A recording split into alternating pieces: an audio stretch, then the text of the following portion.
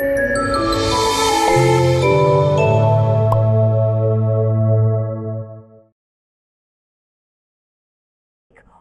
ng kinumisyon ng Philippine Red Cross ang MV Amazing Grace na kauna-unahan at nag-iisang humanitarian vessel na gagamitin sa pagresponde sa mga kalamidad.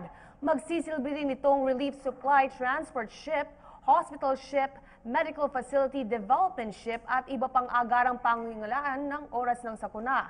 Kaugnay ito nakatakdang bisitahin ni Pangulong Rodrigo Duterte ang MV Amazing Grace ngayong hapon sa Philippine Navy.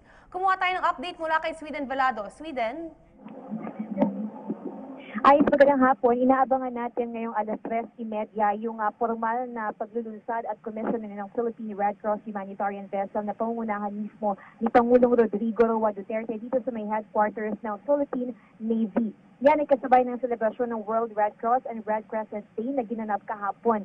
Ayon sa Philippine Red Cross, ang pagdalo ni Pangulong Rodrigo Duterte sa formal na paglulunsad nitong humanitarian vessel ay isang malaking milestone na maituturing ng PRC dahil kasabay din ito ng pagdiriwang ng kanilang ika-70 anibersaryo. Ang MV PRC Amazing Grace ang kauna-unahan at pinakamalaking humanitarian vessel sa bansa.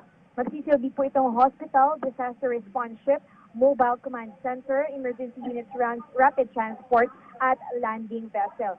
Ayon po sa chairman ng PRC na si Senator Richard Gordon, layo ng humanitarian vessel na tiyaking maipapaabot ang life-saving goods at services sa mga lugar na apektado ng kalamidad sa pinakamabilis at maagap na paraan, lalo pat ang Pilipinas ay maituturing na disaster-prone archipelago. Sa pagtutulungan po ng Philippine Red Cross at iba pang Red Cross International Organizations ay nakalikom ng sapat na halaga upang mabili ang MVPRC Amazing Grace humanitarian vessel sa halagang $1.75 million.